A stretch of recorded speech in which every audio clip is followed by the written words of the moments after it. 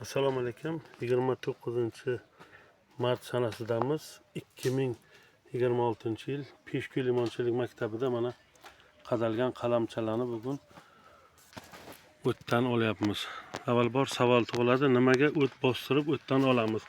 Birinchi sabab o'sha o'tni soyasida salqinda yaxshiroq o'sadi.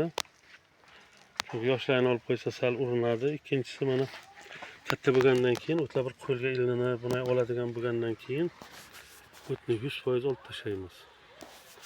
O'tni 100% olganda o'sha o'tni orasidagi mayda mana kichkina o'tchalargacha iloji bo'lsa olish kerakda. Buni qaytib ochib o'tirmasdan shamoldan to'yg'izish kerak bo'ladi. Yana buni aytib o'tishimiz kerakki, o'z vaqtida namlab, oziqalab turdik.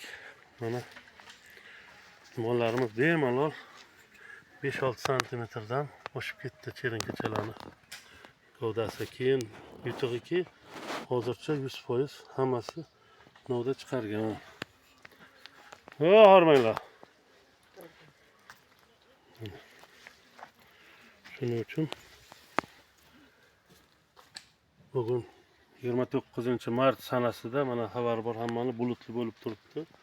Shu kechasi bilan yomg'ir yog'di. Mana shu salqin havoda ochib shamollatish kerak. Bu ham yana bir ko'chatchilikning siri.